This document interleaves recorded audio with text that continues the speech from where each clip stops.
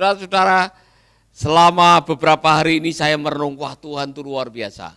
Ya, Tuhan itu ajaib. Jadi saya nanti akan berdoa buat saudara-saudara yang membutuhkan keajaiban. Karena memang hidup ini adalah keajaiban. Fakta bahwa Anda masih hidup saja itu ajaib. Berapa orang yang tadi malam pengen mati? Coba angkat tangan. Ya kan? Ada yang tadi malam berdoa, lebih baik kalau bisa saya bangun sudah ada di kuburan. Atau saudara, lebih baik kalau bisa malam hari ini, malam terakhir aku memejamkan mata. Kemudian besok sudah ada orang di sekeliling saya yang menyanyikan, oh Yerusalem, kota mulia. Saudara masih ingat lagu kematian itu? Ya tak lama lagi Tuhan. Nah saudara, saya harap ya, fakta bahwa saudara masih hidup itu karena kemurahan Tuhan. Ini ajaib sekali. Tiba-tiba dapat SMS dari Kanada dan mengatakan, Pak, apakah Bapak bisa kerjasama dengan sebuah akademi sekolahan di Vancouver di Kanada? Mereka akan mengirim mission trip 30 anak. Jadi luar biasa. Saya tanya, Anda dengar saya dari mana? Ya kan? Dari sekolah yang lain, kemungkinan dari Pelita Harapan. Jadi Pelita Harapan yang kemarin datang mungkin punya jaringan tempat lain. Nah, jadi saudara, Mercy Indonesia mulai dikenal di berbagai belahan bumi ini. Jadi bersyukurlah. Kemudian ada Usher Box dari Amerika, seorang penginjil yang bilang, Pastor Paulus, bulan November ini saya ingin ke Bali. Saya ingin melayani juga. Saya tanggung semuanya, dia bilang. Nah saudara-saudara, saya ketemu beliau di Korea Selatan waktu ada pertemuan di Church Growth International.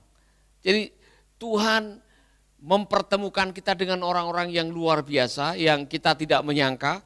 Mereka dipakai oleh Tuhan dengan cara yang luar biasa. Amin. Nah baik saudara, saya mau menyapa semua sahabat-sahabat dari Papua, dari Maluku, dari Halmahera, NTT, Bali, Sulawesi, Kalimantan, Jawa, dan Sumatera, bahkan yang di Brunei Darussalam, Sabah, Sarawak, saudara-saudara yang ada di luar negeri juga. Saya senang sekali hari ini bergabung. Saya mau menjelaskan mengenai betapa pentingnya memiliki pemahaman harga diri yang baik.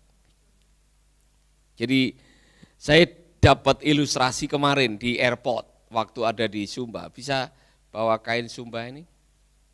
Kainnya dulu, kain aja. Kainnya. Nah, kain Sumba itu baju, ya ini kain. Nah saudara-saudara, jadi setiap kali datang ke Sumba, saya menyaksikan orang-orang ibu-ibu yang memiliki kayak keterampilan, kerajinan tenun. Ya. Nah, dan setiap kali berkunjung ke desa, ke tempat yang baru, mereka menyambut dan memberikan kain ini kepada saya. Ya kan? Nah saudara-saudara, saya tanya, karena di pasar ada yang jual juga. Kain Sumba ini harga berapa? Tergantung jenisnya. Ya kan? Tergantung motifnya juga, tergantung bahan dasarnya. Nah yang dari Sumba tahu kira-kira ini kalau ini di pasar berapa harganya? 300 ya? 300, 200 sekitar itu ya.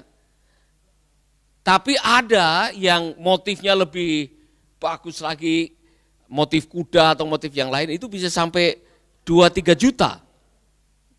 Nah saudara-saudara, kemarin saya lihat di airport, motif yang sama yang harga barangkali 1 juta, 2 juta di tangan pengrajinnya, di airport sudah 12 juta. Iya kan? Jadi saudara-saudara, harga itu tidak menentu. Tergantung beberapa hal. Nah saya mau mengajak saudara-saudara, ini bahan dasarnya. Bahan dasar mungkin masih belum jadi apa-apa. Itu pun sudah menentukan harga. Mengapa saya mengatakan begini? Karena saudara, siapa yang membuat dan bahannya dari apa, itu sangat menentukan. Kalau, mohon maaf nih, Ini yang membuat mamanya selfie misalkan. Ya kan? Sama yang membuat istrinya Pak Jokowi. Itu harga jadi beda. Motif sama, bahan dasarnya sama, warna sama, pembuatnya beda, harga jadi beda. Betul atau tidak? Nah, saudara yang membuat siapa? Mama, papa, bukan, dia hanya dipakai oleh Tuhan. Ya kan? Ya kan? Kita ini adalah buatan Allah. Buatan Allah. Kita semua adalah buatan Allah. Allah menciptakan kita waktu dia memutuskan marilah kita menciptakan manusia menurut gambar dan teladan kita. Saudara, kalau itu buatan Allah berarti tidak sembarangan. Iya kan? Tengok teman saudara bilang, kamu ini buatan Allah. Jangan sembarangan. Amin. Saya masih ingat ayat hafalan kita, mungkin bukan ayat hafalan tapi kata bijak. Kita ini diciptakan oleh Tuhan yang maha baik sebagai ciptaan yang sungguh amat baik. Itulah sebabnya kita berhak menerima semua yang terbaik karena Tuhan mau kita menjadi agen kebaikan. Tengok teman saudara, kamu adalah ciptaan yang sungguh amat baik. Amin. Ingat baik-baik saudara, tidak peduli saudara kulit hitam, kulit putih, rambut keriting, rambut lurus, muka bengkok, muka lurus. Saudara, kita semua buatan Allah. Dan di dalam creation atau penciptaan tidak ada istilah kebetulan atau by accident. Saya ini lahir tidak dikehendaki sebetulnya. Mama, papa ini salah perhitungan. Siapa yang bilang saudara tidak dikehendaki lahir? Fakta bahwa saudara lahir di dalam bumi, ke bumi ini, karena Tuhan punya rencana. Engkau adalah buatan Allah. Setelah itu apa? Diciptakan, dikerjakan kembali oleh Yesus Kristus. Nilainya jadi lain. Karena waktu saudara diciptakan, kemudian jatuh dalam dosa, nilainya turun. Ya kan? Waktu manusia jatuh dalam dosa, nilainya jadi turun.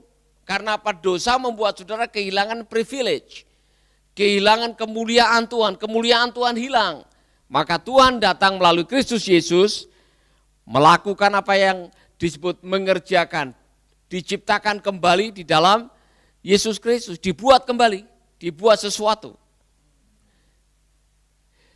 Ini bahan dasar dikerjakan kembali. Nah saudara-saudara, kalau sudah jadi sesuatu dengan tujuan tertentu, dengan maksud tertentu diciptakan di dalam Kristus Yesus untuk melakukan kebaikan. Jadi sudah ada fungsinya dengan jelas, nilainya jadi berubah.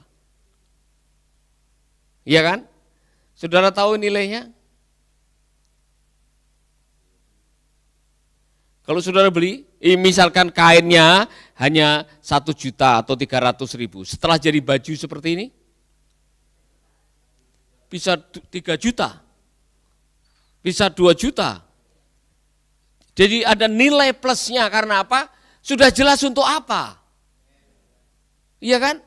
Kamu dipanggil oleh Tuhan, diciptakan di dalam Kristus Yesus untuk melakukan perbuatan baik. Nilainya jadi lain.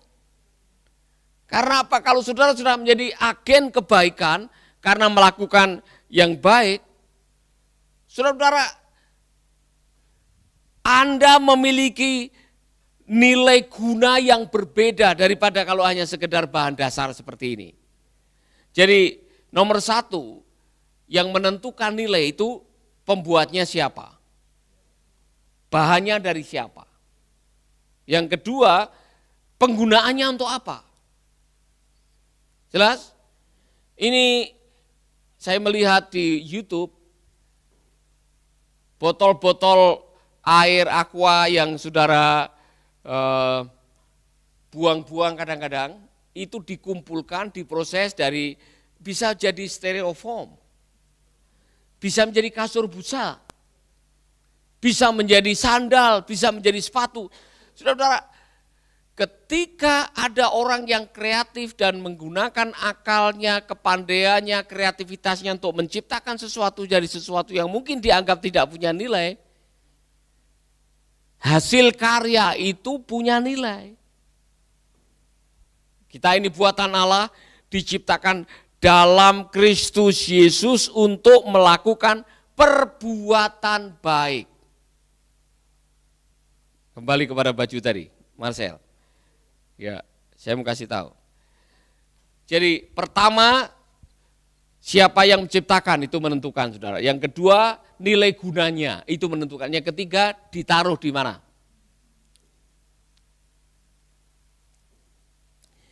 Ini kalau saudara gantung di cakar bongkar, tahu cakar bongkar? Atau pasar apa namanya? Pasar kodok, ini kalau digantung di pasar kodok, saudara-saudara, mungkin hanya akan dihargai 50, 100 ribu paling banyak, ya kan? Tapi kalau itu ditaruh di airport, harganya jadi luar biasa. Apalagi kalau ini nantinya ditaruh di museum. Harganya bisa miliaran ini, saudara-saudara. Jadi Anda ada di mana menentukan nilai Anda. Tengok teman saudara, Anda ada di mana menentukan nilai Anda.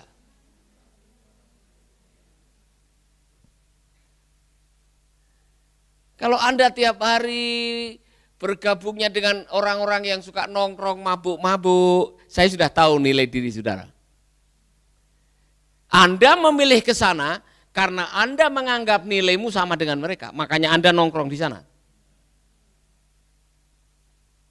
Kalau tiap hari saudara nongkrongnya dengan tukang gosip, tukang ngomel orang, saya sudah tahu nilai saudara seperti apa. Ya kan? Kalau saudara nongkrongnya dengan orang-orang jahat yang tiap hari mikirin bagaimana caranya merampok orang, nilai saudara saudara ketahuan.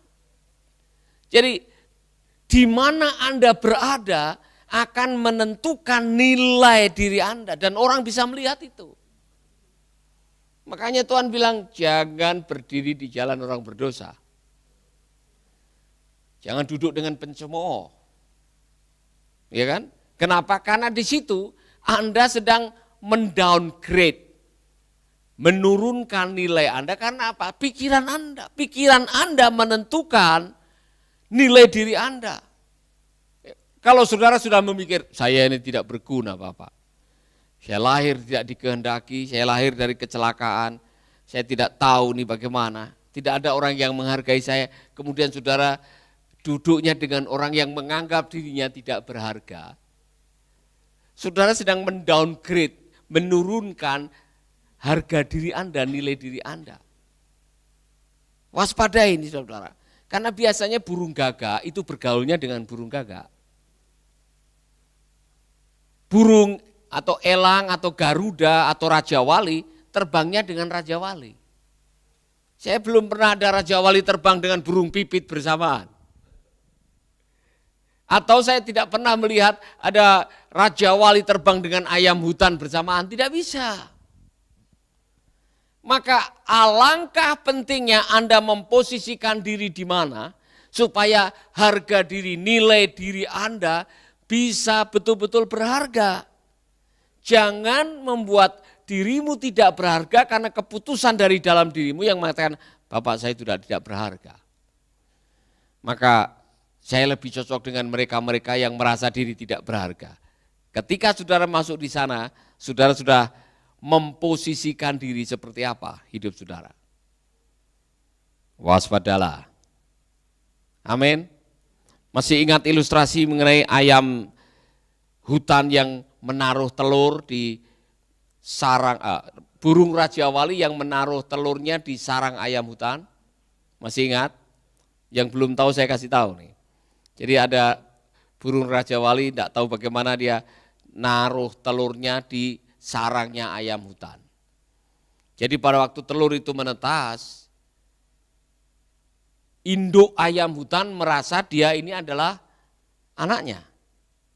Dan anak Raja Wali sebetulnya yang anak angkatnya ayam hutan merasa dia adalah ayam hutan karena dia dididik makan seperti ayam hutan, bersuara seperti ayam hutan, terbang seperti ayam hutan, gaya hidup seperti ayam hutan karena dia berada di tengah-tengah ayam hutan.